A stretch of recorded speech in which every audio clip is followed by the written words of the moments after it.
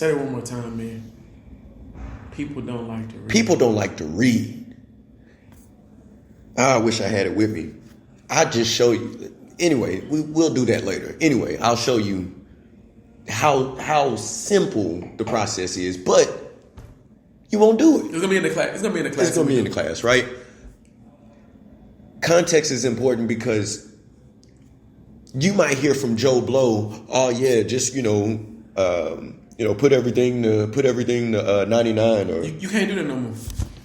Like I want y'all to so you get real time like tweaking your W4. You gonna find us on Google. See, I like when people say Google stuff. Google it. Don't Google it. Change it. Let me tell you what it does from a tax standpoint. You can no longer put 99 on your W4 form. If you don't believe me, go look. So now they have access to your payroll. Mm-hmm. Now you just tell them if you head a household, if you're single, or if you're married. You check a box. The next box you check is if you have a job. You check that box. You get 2 for that. But you cannot put a number on there anymore. Right. It's determined based on what you fill out. Mm-hmm. And so when you say tweak your W-4 or change your W-4, what you'll Google and see it, what does that mean for you? Because, what does that mean? Exactly. Yeah, what does that mean for you? For you. Because some people are business owners. Mm-hmm. Change your W-4, you go to page 2 and put in how many deductions you have for your business if you have a job along with your business. But if you have a business, you only fill out W-2 because you're a business. Whole business. Now, if you had employees, you would. But as a business, you don't fill out a W-2 form or W-4 form. So changing that one tweak of W-4, you will get that for free. But how does that apply to your life? And what does that mean for you? Right. So we'll be going over that. It's things that you get in the course. You will at the next event. So number 2, stash your money in your 401k. I'm gonna let y'all know this right now. You can actually put up to $19,000, $19,500 to your 401k account. If you're 50 years or older, you can do an extra $6,500 in 2020. Mm-hmm. This is what they're not telling you though. That's still not gonna save you on your taxes. Let me tell you why. Wouldn't it? I heard. Seeing this, is what I love. I heard if you have a certain type of retirement plan that you ain't got to pay taxes on it. That's a Roth IRA or just a simply IRA. Yeah. You pay taxes now or later, but you're gonna pay. A Roth means you pay taxes now. Yep. A IRA means you pay taxes later. Yep. Which one is gonna be higher? Probably later. Taxes I'd rather pay now. But I want y'all to understand this. Putting money in your 401k lowers your taxable income. But if you sit in that same tax bracket, you may save a few $100. Yeah. So you save hundreds. Mm-hmm. We want to teach you how to save thousands. Thousands. Remember, there's 77,000 pages in the tax law, in the United States tax law. Only 30 applies to consumers. The other 76,970 pages applies to ways for you to protect your money from taxes. So put your money in 401k. You can. You can. You'll save hundreds. IRA, the same thing. You'll save hundreds. Yeah. You'll save hundreds. Now, I want to pause here for a minute because there's a thing out right now where you can go to your employer and you can pull from your 401k and not be. They're pushing us. You're not going to be penalized. Right, no penalty. It's not true all the way. If you pull money from your 401k, it's going to raise your taxable income. Automatically. So you're going to have a higher tax liability from just pulling that money. Guess what, everyone? Donald Trump took away the 2106 form years ago. So the people that used to save money in Schedule A, you can no longer save money on Schedule A. You have a mortgage, yeah, you can save money for that, but it's not going to make a dent. Right. It'll make it like a little, You're like, Dang. That's where you at. So that's what your IRA 401k stuff. Yeah. Next is for money, save money for college. You'll save a few bucks. I'm just gonna say that. Whew. Josh, this next one that I took notes over. it's an FSA account, Yeah. you'll save a few hundred. HSA, save a few hundred. Let me stop right here real quick.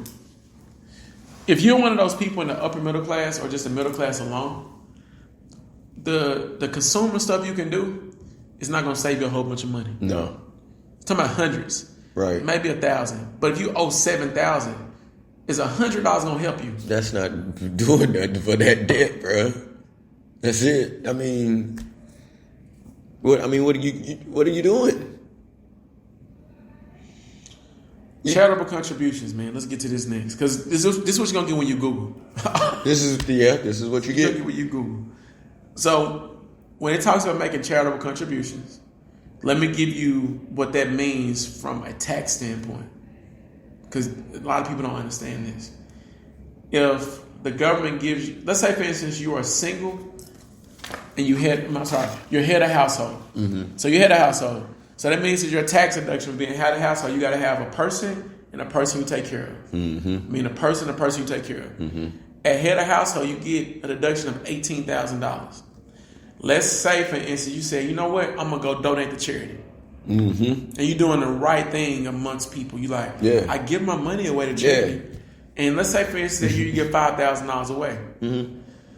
Because that $5,000 is not over the $18,000, you only get credit for the $18,000. So giving money to charity is not really truly saving you any money. So you would literally, to really benefit from that, give more than the standard deduction. You have to give half your paycheck to charity to benefit from that deduction. That's crazy. So giving it away is not all the way it. Yeah, that don't sound like a viable plan. Let's keep going. Medical expenses. You're going to get this when you Google stuff. Yep. Let me tell you what Google not going to tell you, because its context is important. Yep. Let's say, for instance, you have $40,000 in medical, $40,000 you make. You have to have 7.5% of your adjusted gross income to even touch getting a deduction for your medical. That's an adjustment. Mm-hmm. Most people don't spend that much money on their medical. At all. So... Lord knows I don't. So people, that's not going to help you either. Telling you right now, I do taxes. Guess what? People's medical bills is not that high that they're making them 7.5% of your adjusted gross income. This is what you got to understand. Your adjusted gross income is going to be high if you only work a job. Because let's say, for instance, you make $75,000 from your job. If you have no adjustments, you get taxed on that. If you have no adjustment, which is the first page of a 1040, if you have no adjustments, guess what you're gonna pay taxes on? $75,000. What's 7.5% of $75,000? Let's round up and make it 10% for me, because I ain't finna do that math. I can't do the math. 10% of $75,000 is $7,500. The average American, do you pay $7,500 in medical bills? Probably not, because you have insurance. Your insurance pays that, but do you? Right. And for my older adults listening right now, as you get older, that 7.5% has to be of your adjusted gross income. So you already get the standard deduction. Mm-hmm. I'm gonna keep going. All right, man. This last one, Josh, and we're gonna be done after this one, because I want people to understand we have a whole tax firm. Yeah. And this is a plug for us. Yep. We know this episode is only 20 minutes, but I want y'all to go Google. Like, if you listen to this on any other given night, Josh, if you got something else, it's cool. But on any other given night, if you're doing something at home and you listen to this podcast and you don't have anything to do with your time, go Google. Go Google. Google everything we're saying. Yep. I want you to, because this next part that we're gonna say is how you really save money in your taxes. It's two things you can do right now. Uh-oh. This is what President Obama did. If you go back to listen to the old podcast, we're not kicking nothing new. This same content. we Right? That's the same content. All I'm trying to understand is like these tax laws have been in place for years. We're not here selling you this. Most people gonna sell you this. Right. They're gonna sell you this. This. Yeah. Yeah. And you know, this is how they're gonna do it. Explain that, because we both marketers. Look, this is how they're gonna do it. They're gonna take $100. They're gonna run a Facebook ad. It's gonna be really salesy, right? They're gonna say, hey, it's tax time. You want to save money on your taxes? Click this link. Click this link below for the free webinar, right? For the free webinar. They gonna hate us, bro. Look, These marketers hate us. Fuck them. You're gonna give them your information, name, email, maybe a phone number. We can contact you anyway with those 3 pieces of information, right? So you're going to watch this, 20, 30 hour long webinar, general ass information. It's gonna be what we just gave you without doing that. It's just going to be that, right? Then, wait, here's the kicker.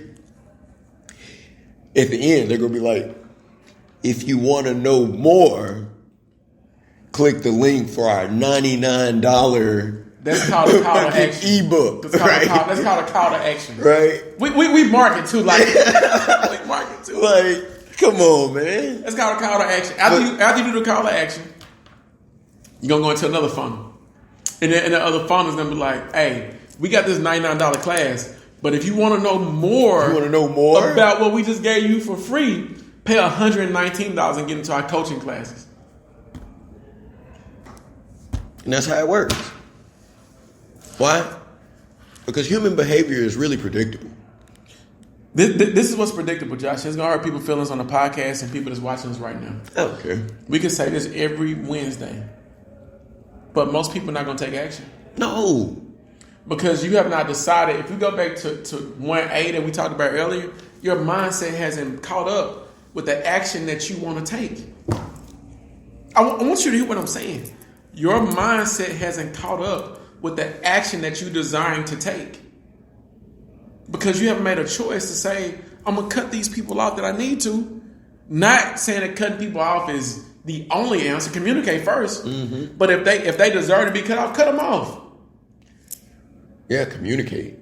Communicate first, but cut them off second. Yeah. If they don't, if they not, if you know what I'm saying? Yeah, definitely. But what I'm saying to everyone right now is, we're not here to sell you anything. You want to know why? Because transparency, we got tax clients. We have people right now watch us that we haven't been able to get to because we ain't even marketing for taxes. And we marketing right now by telling you, you can go Google what we just talked about and you're going to get that. Like, y'all, like the reason I push needs-based businesses so much is because you literally take people's ability to say no away, right? Like, second step, alignment, right? So I have a marketing firm. We start businesses for people, right? We register them with the state, we register them with the feds, get them an EIN, get them established for business credit, right? It's just a natural fucking motion that we talk about taxes. Because it's part of the business process. Exactly. Like should be one of the reasons you started a business. And we just so happen to be good at doing taxes. Right? So now I have tax client. It's what, October? I have tax clients that I know I'm going to make money with next year. I want y'all to hear this: make money with. Uh-oh. Ooh. Make money with. We're like, you're going to pay for something. At least pay to make more money. Like, I want you to pay to make more money. And I didn't even know. Good catch, Kel. That's why I fuck with you. I didn't even catch that, right? But that's just the mentality that we have, because it's not about us taking anything. We don't have to. We in alignment. It's gonna come anyway. Come on, talk to him. It's gonna come anyway. Talk to him, Kev. It's gonna. They ain't listening to me. Josh, it's gonna come anyway, man. So I'm gonna say this. I love my tax clients. Yeah. And look, when I say this next thing, I'm not telling my tax clients. I'm not telling you anything that's gonna be wrong. I'm telling you what the game really is. I'm just